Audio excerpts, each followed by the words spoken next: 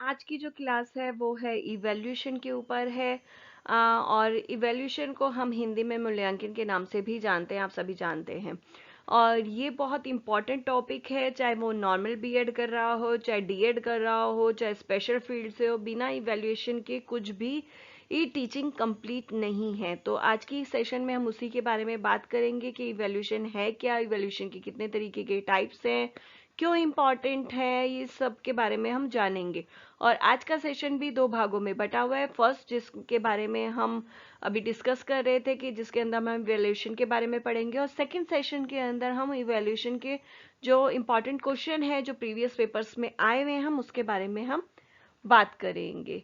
तो चलिए बिना वक्त ज़ाया किए हम आज का सेशन शुरू करते हैं। मैं प्रीति आपके अपने चैनल मंत्रा एजुकेशन हब में एक बार फिर से आज बहुत बहुत स्वागत करती हूँ। और अगर आप चैनल पे नए हैं तो ऐसे ही इंफॉर्मेशन के लिए और एजुकेशन अपडेट के लिए जल्दी से चैनल को सब्सक्राइब और बेल आइकन को दबाना बिल्कुल मत भूलिएगा, जिससे इस चैनल पे आने वाली वीडियो की नोटिफिकेशन आपको जल्दी से मिले। साथ ही साथ अगर वीडियो अच्छी लगी तो लाइक और शेयर भी ज़रूर करिएगा। What is evaluation? सबसे पहले तो एक इवैल्यूएशन एक प्रोग्राम है जो सिस्टमेटिक प्रोसेस तरीके से किया जाता है, कंटिन्यूस चलने वाला प्रोग्राम है। सिस्टमेटिक इसको इसलिए बोला जाता है, ये ऐसे नहीं है कि कोई टीचर आएगी और देन उस बच्चे का इवैल्यूएशन ले ले। एक सिस्टम से किया जाता है इवैल्यूएशन। एक टूल रेडी किया जाता है, चाहे वो फॉर्मल हो या इनफॉर्मल टूल हो, उससे लिया जाता है। साथ ही साथ मार्किंग पहले से डिवाइड होती है कि ताकि हर बच्चे का एक जैसा रिजल्ट आए। अगर एक क्वेश्चन 4 नंबर का इसके लिए है तो 4 नंबर का दूसरे के लिए भी वही होगा। और किस एरिया में से आपने लेना है, कितना आपने करा रखा है, और सारा मतलब एक प्रोसीजर होता है, एक सिस्टम होता है, उसके तरीके से आपको प्रोसेस करना होता है, इवैल्यूएशन करना होता है। कंटिन्यूस इसको इसलिए बोला जाता है क्योंकि ये कंटिन्यूस प्रोसेस है। आप जब बच्चे को कुछ भी लर्निंग करा रहे हैं, देन आप थोड़े टाइम के लिए ही चाहे थोड़ा सा करवाया, देन आप बच्चे का इवैल्यूएशन लोगे, फिर थोड़ा सा करवाया देन इवैल्यूएशन लोगे, फिर लास्ट में करवाया तो इवैल्यूएशन लोगे, देन उसके बाद उसके लिए चाहे नया गोल चूज करना पड़ा, फिर उसके अंदर इवैल्यूएशन। ये कंटिन्यूस चलने वाला ही आपका प्रोग्राम है, कि ऐसे नहीं है कि आपने एक बार इवैल्यूएशन बच्चे का कर दिया तो फिर पूरी जिंदगी उसके करना ही नहीं है। जब भी आप कोई लर्निंग कराओगे देन उसका इवैल्यूएशन आपको करना ही होगा। साथ ही साथ ये जो इवैल्यूएशन है वो जिस बच्चे को असाइन किया गया है असेसमेंट, उसकी पोटेंशियल देखने के लिए है, उसके लिए डिसीजन या गाइड लेने के लिए इवैल्यूएशन जो है काम आता है। साथ ही साथ फ्यूचर के लिए भी ये बहुत ज़रूरी है इवैल्यूएशन, इसलिए गाइड करने के काम आता है कि जब आपने उसका लर्निंग करवा रहे हैं या आपने उसे असाइन किया है, जब आपने उसका इवैल्यूएशन किया तो अपने रिजल्ट वो जब देखेगा तो उसे ये चीज़ें पता लगेंगी कहाँ कहाँ मेरी गलती हुई है, तो उसे गाइड करने के काम आएगा इन फ्यूचर। नेक्स्ट टाइम वो इवैल्यूएशन जब कोई असाइनमेंट मिलेगा स्टूडेंट को तो वो उस टाइम पे नेक्स्ट टाइम पे वो गलतियाँ नहीं करेगा। तो इस तरीके से इवैल्यूएशन फ्यूचर के लिए काम आता है, गाइडेंस के भी बहुत अच्छा काम आता है। इसके अलावा जो इवैल्यूएशन है, एक जो ऑब्जेक्टिव हमने लिया था किसी भी चीज को कराने के लिए, तो वो देखने के लिए काम आता है कि वो ऑब्जेक्टिव जो है या जो हमारा उद्देश्य है वो हमने कंप्लीट किया या नहीं किया। अगर किया है तो कितना किया है, पूरा अचीव किया है या कितना हमारा रह गया, उसके भी ये काम आता है। साथ ही साथ जो इवैल्यूएशन है कंपैरिजन करता है कि जब बच्चे के लर्निंग हमने शुरू कराई थी तब वो कहाँ पे था, आज वो कहाँ पर है, उसने कितनी अचीवमेंट की है। तो उसके कंपैरिजन करने के लिए भी इवैल्यूएशन बहुत ज़्यादा हेल्पफुल होता है। इवैल्यूएशन की डेफिनेशंस क्या है वो देखते हैं।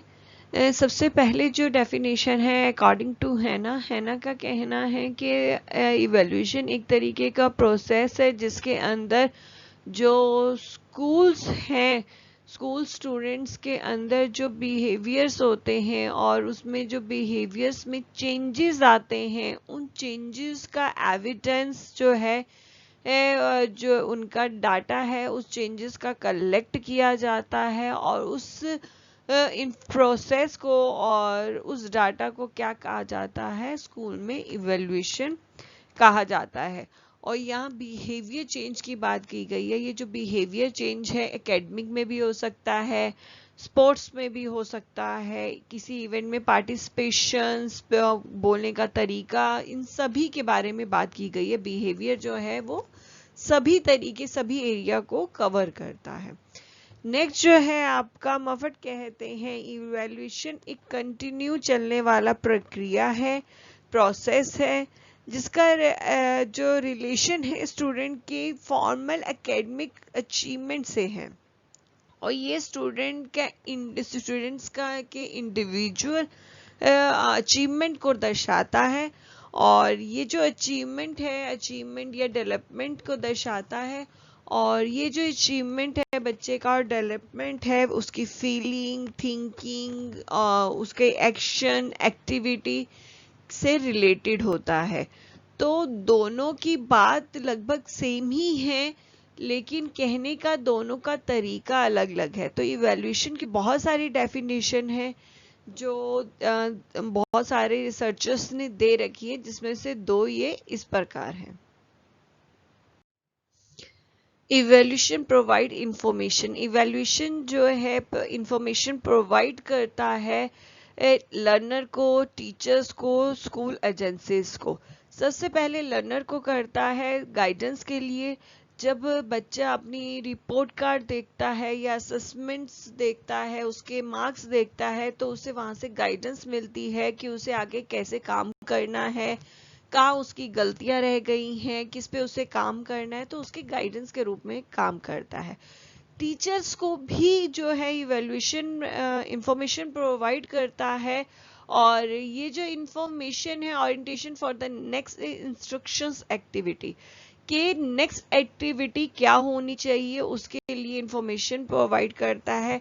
कि बच्चे के लिए जब वो देखती है, एक बार इवैल्यूएशन करती है, तो जब वो उसमें नंबर देखती हैं तो उसको ये पता लगता है कि हमें नेक्स्ट टास्क पे काम करना चाहिए या नहीं, बच्चे को उसी टास्क को दोबारा सिखाना चाहिए।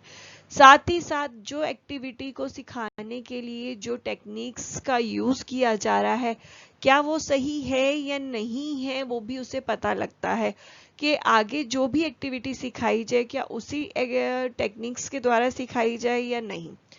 और लास्ट जो है स्कूल्स एजेंसीज जो हैं उनके लिए इंफॉर्मेशन डाटा कलेक्ट करने का काम करता है, कि हमारे स्कूल में जो है बच्चे इतने हैं, इस तरीके से पढ़ाया जा रहा है, और किस तरीके से पढ़ाया जा रहा है, कि बच्चे कौन से सब्जेक्ट में कितना अचीव कर रहे हैं, उसका प्रोसेस जो है इंटरनल जो आपका प्रोसेस चल रहा है पढ़ाने का, वो किस तरीके से है। तो ये डाटा जो है स्कूल्स और साथ में एजेंसीज जो हैं वो सभी कलेक्ट करती हैं जो एजुकेशन से जुड़ी हैं। नेक्स्ट है कैरेक्टरिस्टिक्स ऑफ एजुकेशनल इवैल्यूएशन, के एक इवैल्यूएशन जो है एजुकेशनल इवैल्यूएशन के क्या क्या लक्षण होते हैं, क्या क्या कैरेक्टरिस्टिक्स होते हैं। सबसे पहला जो है कंटिन्यूअस प्रोसेस है। कोई भी इवैल्यूएशन है, चाहे वो एजुकेशन का है या अदर फील्ड का है, एक कंटिन्यूअस प्रोसेस है। इसके अंदर ऐसा नहीं है जब आप एक बच्चे का इवैल्यूएशन लेते हैं तो बस वहां पे खत्म हो जाता है, नहीं, ये टाइम टू टाइम, समय समय पर हमें बार बार लेना पड़ता है, तभी ही इसलिए इसको कंटिन्यूअस प्रोसेस बोला गया है। नेक्स्ट है कॉम्प्रिहेंसिव, कॉम्प्रिहेंसिव यानी विशाल, बहुत बड़ा है एजुकेशन इवैल्यूएशन। एजुकेशन इवैल्यूएशन ऐसा नहीं है कि आपने सिर्फ एकेडमिक एरिया को कवर करना है। एजुकेशन के अंदर बच्चे की पर्सनैलिटी भी डेवलप होती है, बच्चे का स्पोर्ट्स, बच्चे का एकेडमिक, बच्चे का बिहेवियर, सब कुछ जो है हम लोग करते हैं। बच्चे का इवैल्यूएशन करते हैं, उसके अंदर सभी एरिया को कवर करते हैं जिसमें बच्चे की ग्रोथ हो रही है। नेक्स्ट आता है चाइल्ड सेंटर। जो एजुकेशनल इवैल्यूएशन है वो चाइल्ड सेंटर जो है प्रोसेस है, क्योंकि इसके अंदर बच्चे ने क्या सीखा, कितना सीखा, साथ ही साथ उसके लिए क्या इम्पोर्टेंट है, उसकी लर्निंग किस तरीके से हो रही है, उस पर ध्यान रखा जाता है। यानी पूरा का पूरा जो इवैल्यूएशन में है चाइल्ड पे बेस्ड होता है। नेक्स्ट आता है रिमेडियल। रिमेडियल के अंदर जो है सुधार की बात की गई है कि बच्चा किस तरीके से बच्चे की लर्निंग को इम्प्रूव किया जा सकता है, इससे एजुकेशन इवैल्यूएशन से पता लगता है। नेक्स्ट आता है कोऑपरेटिव प्रोसेस। ये एक तरीके का कोऑपरेटिव प्रोसेस है। ये पर्टिकुलर कोई एक टीचर के द्वारा नहीं किया जाता है, टीचर्स को इन्वॉल्व किया जाता है, अदर स्टाफ्स को इन्वॉल्व किया जाता है, डिफरेंट जो सब्जेक्ट की टीचर्स पढ़ा रही हैं उनको इन्वॉल्व किया जाता है, पेरेंट्स को इन्वॉल्व किया जाता है, साथ ही साथ पीयर्स को भी, इसमें पीयर्स ग्रुप को भी इन्वॉल्व किया जाता है। यहाँ पर जो है पीयर ग्रुप्स का आपको थोड़ा सा डाउट होगा। पीयर्स का इसलिए होता है, कॉपरेट होता है जब हम ग्रुप में बच्चे को काम कराना है। बच्चे का हमने बहुत सारी चीजें देखनी होती है, लाइक कि उसका जो ग्रुप में है किस तरीके से काम करता है, तो हमें वहाँ पे पीयर्स की भी ज़रूरत पड़ती है। साथ ही साथ पीयर्स के साथ उसका बिहेवियर कैसा है क्लास के अंदर, क्लासमेट्स के साथ, उसे देखने के लिए भी हमें पीयर्स की ज़रूरत होती है। तो इसलिए इसे कोऑपरेटिव प्रोसेस कहा गया है। सिर्फ स्टूडेंट, टीचर, पेरेंट्स और पीयर ग्रुप इसके अंदर इन्वॉल्व होते हैं। साथ ही साथ टीचिंग मेथड्स जो हैं इसके अंदर, उसका भी इवैल्यूएशन होता है। टीचिंग मेथड का इवैल्यूएशन, जब भी आप इवैल्यूएशन ले रहे हैं तो सबसे पहला जो टीचर का मोटिव होता है वो ये होता है कि जब भी मैं पढ़ा रही हूँ तो वो टीचिंग प्रोसेस ठीक है या नहीं है। अगर उस बीच में रिजल्ट अच्छा नहीं आता तो टीचिंग प्रोसेस को बदला जाता है। याद रखिए, जब ये एक इंडिविजुअली एक बच्चे का लिया जाता है, इंडिविजुअली पढ़ाया जा रहा है, तब उसके ऊपर काम किया जाता है। जब ग्रुप की बात होती है तब जो है ग्रुप के ऊपर बात होती है। लाइक एक टीचर जो है क्लास में पढ़ाता है, तब वो सभी बच्चों का इवैल्यूएशन करता है और देखता है कि सभी की रैंक क्या है और किस तरीके से वो नंबर ले रहे हैं किसी भी पर्टिकुलर सब्जेक्ट में। अगर सभी के बच्चों के एक पर्टिकुलर सब्जेक्ट में नंबर कम है तो वहाँ इवैल्यूएशन किया जाता है, क्या टीचिंग में तो कोई गड़बड़ नहीं है, टीचिंग प्रोसेस में तो गड़बड़ नहीं है, जो सभी बच्चों के जो है नंबर कम है। तो ये जो है आपका, अगर ग्रुप में बहुत सारे बच्चों का होता है तो इकट्ठा लेकर इवैल्यूएशन किया जाता है टीचिंग प्रोसेस का। अगर सिंगल की बात है, अगर बच्चे का सिंगल के लिए इवैल्यूएशन किया जाता है तो सिंगल बच्चे का, तो फिर उसका चेक किया जाता है कि बच्चे के जो है नंबर कम आ रहे हैं किसी भी दो सब्जेक्ट में, तो क्यों कम है उसको चेक किया जाता है। तो भी उसमें टीचिंग मेथड ही आपका चेंज किया जाता है, टीचिंग टेक्निक्स को चेंज किया जाता है कि हो सकता है कि टीचिंग टेक्निक के वजह से जो है बच्चा इम्प्रूव नहीं कर पा रहा है। तो यानी जो इवैल्यूएशन, एजुकेशन इवैल्यूएशन, वो टीचिंग मेथड, टीचिंग स्ट्रेटेजीज का भी एक तरीके से इवैल्यूएशन है। नेक्स्ट आता है मल्टीपल एस्पेक्ट्स। यहाँ पर जो है एजुकेशन इवैल्यूएशन जो होता है बच्चे की टोटली पर्सनैलिटी को जो है इवैल्यूएट करता है। तो ये जो सारे हैं कैरेक्टरिस्टिक्स हैं किसके, एजुकेशन इवैल्यूएशन के। नेक्स्ट है आपका purpose, importance of evaluation. Evaluation की इंपॉर्टेंस या पर्पस जो है वो इस प्रकार है। सबसे पहला है आपका डायग्नोस्टिक, बच्चे की प्रॉब्लम को फाइंड आउट करना कि उसको प्रॉब्लम कहाँ है और कितनी है वो भी फाइंड आउट करना। उसके बाद उसके ऑब्जेक्टिव जो है इवैल्यूएशन से क्लियर होता है। जब हम देख लेते हैं बच्चे को प्रॉब्लम कहाँ है और कितनी है, तो हमारे लिए ऑब्जेक्टिव बहुत क्लियर हो जाता है। जो उसकी प्रॉब्लम है वही हमारा ऑब्जेक्टिव है, उसे इम्प्रूव करना। उसके बाद इट प्रोवाइड गाइडेंस, जो इवैल्यूएशन है हमें गाइडेंस प्रोवाइड करता है एज लर्नर को भी और टीचर्स को भी। लर्नर को आपको मैंने पहले भी बताया, जैसे रिजल्ट देखा जाता है या आंसर शीट देखते हैं बच्चे तो उन्हें पता लगता है कि हमारी कहाँ कमी रही है जिसे हमें दूर करना है। साथ ही साथ टीचर को भी यही गाइडेंस मिलता है, जब वो बच्चे की कमियों को देखती है तो उसे पता लगता है कि बच्चे में यहाँ कमी है तो नेक्स्ट टाइम उसको हमें दूर करना है, तो उसके लिए भी ये गाइडेंस के रूप में काम करता है। Next, helpful in classification. बच्चे की हर चीज के बारे में क्लासिफाई करने में बहुत ज्यादा रोल रहता है इवैल्यूएशन का। बच्चे के बारे में इंटेलिजेंस, उसकी एबिलिटी, उसके इंटरेस्ट के बारे में जानने का, उसकी उसकी स्ट्रेंथ के बारे में जानने का, उसकी वीकनेस के बारे में जानने का। तो उसको जान के हमें जो उसकी वीकनेस है, उसकी प्रॉब्लम्स है, उसको दूर करना होता है। लेकिन उसको जानने के लिए, पूरा क्लासिफाई करने के लिए बहुत हेल्पफुल होता है इवैल्यूएशन। साथ ही साथ टीचिंग और लर्निंग प्रोसेस को इम्प्रूव करने के लिए भी बहुत हेल्पफुल होता है। जैसे कि अभी पहले बताया था कि ये जो होता है इवैल्यूएशन, टीचिंग के लिए भी इवैल्यूएशन है कि टीचिंग सही तरीके से, टीचिंग जो स्ट्रेटेजीज है या जो मेथड है सही तरीके से हो रहे हैं या नहीं अप्लाई हो रहे हैं, सही तरीके से उसका यूज हो रहा है या नहीं हो रहा है, बच्चे पे वर्क कर रहे हैं या नहीं कर रहे। तो पूरा इवैल्यूएशन जो है इसमें होता है टीचिंग मेथड का, जिसकी वजह से जो है इसमें टाइम टू टाइम हम इम्प्रूवमेंट ला सकते हैं। और वो किसकी वजह से? इवैल्यूएशन की वजह से। नेक्स्ट है प्रिंसिपल ऑफ एजुकेशनल इवैल्यूएशन, यानी एजुकेशन इवैल्यूएशन के सिद्धांत क्या हैं। फर्स्ट है आपका प्रिंसिपल ऑफ कंटिन्यूटी, यानी लगातार जो है इवैल्यूएशन चलता रहे, जैसे हम शुरू से पढ़ते आए हैं, ब्रेक नहीं होना चाहिए। आप एक बार लेकर उसको नहीं छोड़ सकते, एक या दो बार। आपको जब भी आप उसे पढ़ा है, आप कुछ भी लर्न करवा रहे हैं, तो आपको इवैल्यूएट करना है। उसके बाद प्रिंसिपल ऑफ कॉम्प्रीहेंसिवनेस, कि जो भी आप इवैल्यूएट करेंगे, होल पर्सनैलिटी उसके अंदर बच्चे को जो है बच्चे की ही इवैल्यूएट होनी चाहिए। पर्टिकुलर कोई एक एरिया आप इवैल्यूएट नहीं करेंगे बच्चे का, ऑल ओवर पर्सनैलिटी इवैल्यूएट करेंगे। उसके बाद आप प्रिंसिपल ऑफ ऑब्जेक्टिव, आपका बिल्कुल क्लियर ऑब्जेक्टिव होना चाहिए कि आप क्या इवैल्यूएट करने वाले हैं। नेक्स्ट है आपका प्रिंसिपल ऑफ लर्निंग एक्सपीरियंस, जो भी बच्चे ने लर्न कर रखा है, जो भी आपने पढ़ाया है, उसी का ही इवैल्यूएशन करेंगे। ऐसा नहीं है कि फर्स्ट क्लास के बच्चे से आप सेकंड या थर्ड क्लास का मटेरियल देके इवैल्यूएट कर रहे हो, वो चीज गलत है। उसके बाद आपका प्रिंसिपल ऑफ ब्रॉडनेस, आपका जो इवैल्यूएशन की जो रेंज है ब्रॉडनेस की, वो एक लिमिट में होनी चाहिए। ऐसे ना हो कि बहुत ज्यादा फ्लो हो और बच्चे के लिए वो सफिशिएंट, मतलब ओवरफ्लो हो जाए।